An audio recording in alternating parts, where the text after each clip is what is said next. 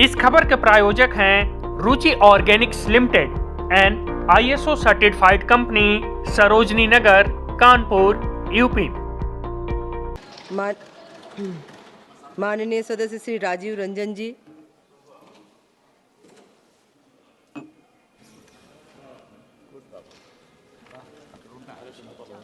महोदय, हम लोग चुनाव सुधार पर चर्चा कर रहे हैं। हालांकि हमारे देश की जो चुनाव प्रणाली है वो पूरे दुनिया में सर्वश्रेष्ठ चुनाव प्रणाली है और आज हमारे देश की चुनाव प्रणाली की चर्चा पूरे विश्व में होती है कि पूरी निष्पक्षता के साथ इस देश में चुनाव होता है। लेकिन फिर भी चुनाव प्रक्रिया में कोई और भी कितना अच्छा से अच्छा हो, उसमें कोई ना कोई सुधार की गुंजाइश होती है और इसलिए हम लोग इस चुनाव सुधार पर चर्चा कर रहे हैं। हम सब लोग ये उम्मीद कर रहे थे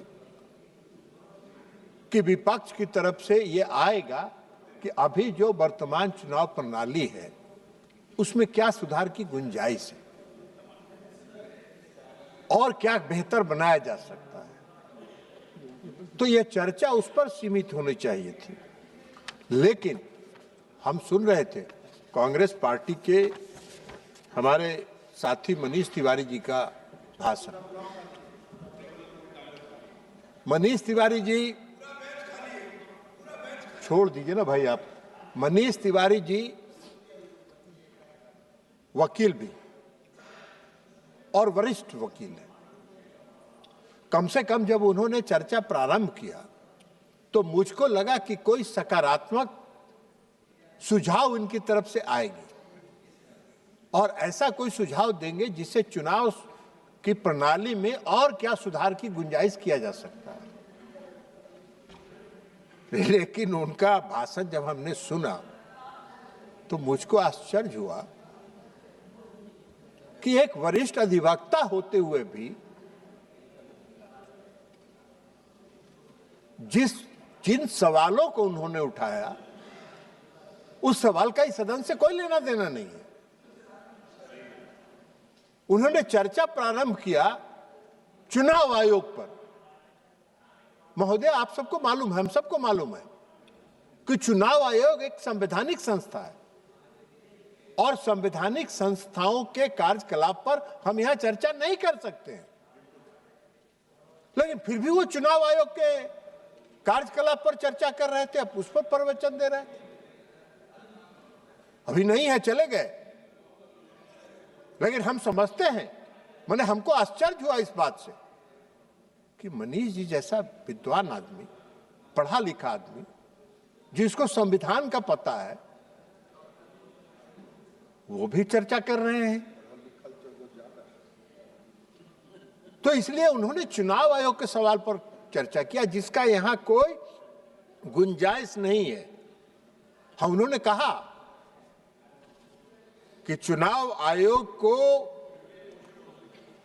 प्रभावित किया जाता है। चुनाव आयोग को हम लोग प्रभावित नहीं करते हैं। इस देश के प्रधानमंत्री आदरणीय नरेंद्र मोदी जी की सरकार कभी किसी संवैधानिक संस्थाओं के कार्यकलाप में कोई हस्तक्षेप नहीं करती है। आप करते थे। अरे वाह भाई वाह, आप कुछ बता दें। आप जिसके साथ गलबहियां लगाए हुए हैं, गिल साहब उदाहरण है इस देश में। गिल साहब मुख्य चुनाव आयुक्त थे और मुख्य चुनाव आयुक्त से हटते राज्यसभा में पहुंच गए और कांग्रेस सरकार में मंत्री बन गए और आप कह रहे हैं प्रभावित करते हैं। कोई उदाहरण है क्या? कोई उदाहरण है कि मोदी जी की सरकार में किसी संवैधानिक संस्था में बैठे लोगों को राजनीतिक रूप से कहीं से जोड़ा गया हो? नहीं है। यह काम आप करते थे।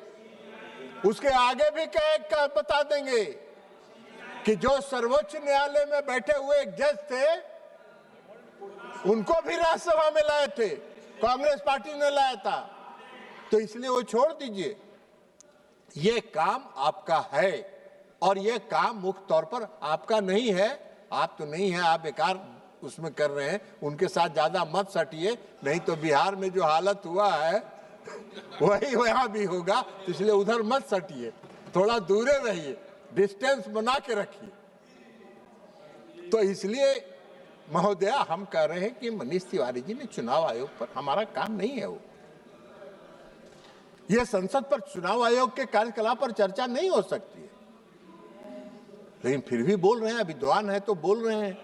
अब विद्वान को कौन रोकेगा भाई? विद्वान है तो जो बोलेगा वही विद्वता में माना जाएगा। अब आप एक बात बताइए कि उन्होंने एसआईआर की चर्चा की। एसआईआर का चर्चा करने का ये सदन में हमको चर्चा करने का हक नहीं है। ये हमारा सरकार का फैसला नहीं है, ये मोदी जी की सरकार का फैसला नहीं है एसआईआर कराने का। ये चुनाव आयोग का फैसला है और संविधान ने चुनाव आयोग को यह दायित्व दिया है कि बेहतर से बेहतर व्यवस्था को सुनिश्चित करने के लिए वो अपने कार्यकलाप को चलाए, और इसलिए एसआईआर कराने। लेकिन एक नागरिक की हैसियत से हम चुनाव आयोग ने जो किया है हम उस पर नहीं कर रहे, लेकिन एक मतदाता की हैसियत से अभी हमारे राज्य में बिहार में भी एसआईआर हुआ है, तो एक नागरिक की हैसियत से हमको जो अनुभव है कि अगर स्पेशल इंटेंसिव रिवीजन अगर चुनाव आयोग कर रहा है किसी भी दृष्टिकोण से, वह गलत नहीं है, वो 100% सही है। क्या कहा चुनाव आयोग ने? चुनाव आयोग ने क्या कहा है कि भाई 2003 में एसआईआर हुआ था और 2003 के बाद हम एसआईआर करा रहे हैं। 2003 के बाद जो जो लोग मतदाता सूची में आए हैं उनको 11 विकल्पों के साथ, इस देश के हम नागरिक हैं, हम इस देश के नागरिक हैं, इससे संबंधित एक प्रमाण पत्र जमा करिए। हम अगर इस देश के नागरिक हैं और हमको चुनाव आयोग कह रहा है कि आप नागरिकता का अपना प्रमाण पत्र दीजिए, तो हमको क्या दिक्कत होगी? हमको क्यों परेशानी होगी? मैंने भी इस बार एसआईआर हुआ, हमने भी फॉर्म जमा किया, सारे प्रमाण पत्रों के साथ हमने किया। अब इनके लिए दिक्कत है कि जो इस देश का नागरिक नहीं है। महोदय, हम आपको एक बात बता देते हैं, जब एसआईआर की प्रक्रिया शुरू हुई तो बिहार में 2 जिले ऐसे हैं जिन जिलों में 5 लाख लोग से ज्यादा लोगों ने 3 महीने में नागरिकता प्रमाण पत्र के लिए आवेदन किया। वो कौन थे भाई? कौन थे वो कौन थे? और अगर ऐसे लोगों को सत्यापित करने का काम चुनाव आयोग कर रहा है तो चुनाव आयोग क्या कर रहा है? एक नागरिक की हैसियत से हम इस बात को कह सकते हैं। 11 विकल्प में आपको एक विकल्प भी दे सकते थे। यह चुनाव आयोग का दायित्व है। और फिर आप एसआईआर पर चर्चा कर रहे हैं। एसआईआर पर तो सारा मामला सुप्रीम कोर्ट में बहस हो चुका, तो फिर यहां काहे के लिए बहस कर रहे हैं? आप मनीष तिवारी जी वरिष्ठ अधिवक्ता है, सुप्रीम कोर्ट में वो सारा तर्क आप जाके रखते, लेकिन नहीं किया आपने। आप एसआईआर का चर्चा कर रहे हैं, आप ईवीएम का सवाल उठा रहे हैं। Electric voting machine, electronic voting machine, जरा मनीष तिवारी जी को यह भी बताना चाहिए था कि डॉक्टर मनमोहन सिंह 10 वर्षों तक इस देश के प्रधानमंत्री रहे। किस चुनाव प्रणाली से वो जीत कर यहां आए थे और यूपीए की सरकार में, संसद में सरकार चला रहे थे 10 वर्षों तक? इसी ईवीएम प्रणाली से, इसी ईवीएम प्रणाली से। आप अगर 10 साल तक सरकार चला लिए, आपको अगर 10 साल तक बिहार देश की जनता ने आपको अगर सत्ता में बैठा दिया तो ईवीएम ठीक है, और लगातार प्रयास करने के बाद भी आपको जनता स्वीकार नहीं कर रही है तो ईवीएम गलत है। अरे आप ईवीएम के बजाय आप बूथ लूटने का उपाय चाहते हैं। बैलेट जो था वो बूथ लूटने का हथकंडा था, जिसको चुनाव आयोग ने और इस देश की चुनाव प्रणाली से हटा दिया गया। और यह एक सही निर्णय था निष्पक्ष चुनाव कराने की दिशा में। आप ईवीएम पर सवाल उठाते हैं। आप पश्चिम बंगाल जीत जाते हैं तो ईवीएम सही है, आप हिमाचल में जीत जाते हैं तो ईवीएम सही है, आप कर्नाटक जीत जाते हैं तो ईवीएम सही है, आप तेलंगाना जीत जाते हैं तो ईवीएम सही है। जैसे ही आप महाराष्ट्र हारते हैं ईवीएम गलत हो गया, जैसे ही आप हरियाणा हारते हैं ईवीएम गलत हो गया, आप बिहार हारते हैं ईवीएम गलत हो गया। कौन सा मापदंड चलाते हैं? आपका यही दोहरा चरित्र जो है इस देश के लोग पहचानते हैं, और आपके दोहरा चरित्र जो है उस पर कभी देश के लोग भरोसा नहीं करते। यही कारण है। अब मनीष तिवारी जी बोल रहे थे एसआईआर पर। मनीष तिवारी जी तो विद्वान वकील है, संविधान की धारा 326 पढ़ा होगा उन्होंने। अभी ये कल्याण बनर्जी साहब चले गए, 327 संविधान का 327 पढ़ रहे थे, 326 पढ़े ही नहीं। 326 में संविधान के 326वें धारा में लिखा हुआ है इस देश का जो नागरिक होगा वही इस देश का मतदाता होगा। और चुनाव आयोग ने कहा कि आप इस देश के नागरिक हैं, इसको प्रमाणित करिए, तो गलत हो गए। तो संविधान की प्रावधानों के विपरीत आप चर्चा कर रहे हैं, आप संविधान के प्रावधानों के खिलाफ बोल रहे हैं। आप चाहते हैं कि संविधान के प्रावधानों के विपरीत आपकी मनमानी से यह चले। आप किसी भी प्रकार एन केन प्रकार जितना हथकंडा हो सकता है सब हथकंडा अपना के किसी तरह सत्ता पाने के लिए पूरा जुगाड़ कर रहे हैं, पूरा अभियान चला रहे हैं। लेकिन इस देश की जनता आपको स्वीकार ही नहीं कर रही है। वो जान रही है कि आप में कुछ है ही नहीं, कुछ बचा ही नहीं है, तो अब आप क्या करिएगा। तो इसलिए संविधान की धाराओं के खिलाफ वो कर रहे हैं। अब सवाल ये नहीं है, हम चुनाव सुधार पर चर्चा कर रहे हैं, लेकिन इन सबों का विपक्ष के जितने नेता हैं सबों का भाषण हमने सुना। सबों का भाषण चुनाव सुधार करने के बजाय चुनाव की जो वर्तमान सर्वश्रेष्ठ प्रणाली है उसको कैसे तहस नहस कर दिया जाए, उसको कैसे प्रभावित करने का रास्ता खोल लिया जाए, इसकी चर्चा कर रहे हैं। आप ईवीएम की चर्चा कर रहे थे, मनीष तिवारी जी कह रहे थे वोट देता है पता नहीं चलता। अरे भाई, आप वोट नहीं दिए क्या? हम लोग भी वोट दे के आ रहे हैं अभी। ईवीएम जब आप बटन दबाते हैं तो वीवीपैट दबता है, और वीवीपैट का जो सिग्नल है वो बताता है कि आपने किसको वोट दिया, और तब उसके बाद आप बूथ से बाहर निकलिए। आप क्या बात कर रहे हैं? कौन सा कुतर्क कर रहे हैं? हम सब लोग अभी दे के आए हैं। तो इसलिए आपकी पूरी मंशा है कि इस वर्तमान चुनाव प्रणाली को कैसे तहस नहस किया जाए, कैसे संवैधानिक संस्थाओं को अपमानित किया जाए, कैसे वर्तमान व्यवस्था को, चुनाव प्रणाली को जितना से ज्यादा प्रदूषित कर सकते हैं, प्रदूषित करने का आप लगातार आपका प्रयास है। और प्रदूषित करने का उद्देश्य से ही आप एसआईआर, आप ईवीएम, चुनाव आयोग ने तो कई बार कहा, खुला आमंत्रण दिया है कि अगर ईवीएम में छेड़छाड़ होता है तो कोई आके हमको प्रमाणित करके बता दे। आप कभी जाते ही नहीं है, आप कभी नहीं जाते हैं। जब चुनाव आयोग कहता है कि एफिडेविट करके दीजिए तो विरोधी दल के नेता कच्ची गली पकड़ लेते हैं, कच्ची गली से निकल लेते हैं। तो ये कच्ची गली से निकलने के बजाय पक्की गली पकड़िए। पक्की गली पकड़िएगा तभी जनता का कुछ भरोसा आप पर होगा, और तब आप पर कुछ जनता का भरोसा होगा। वैसे मेरा एक सुझाव है, अभी प्रधानमंत्री जी, आदरणीय प्रधानमंत्री जी ने एक सलाह दिया है, कहा है कि भाई हम मुफ्त टिप्स देने के लिए तैयार हैं।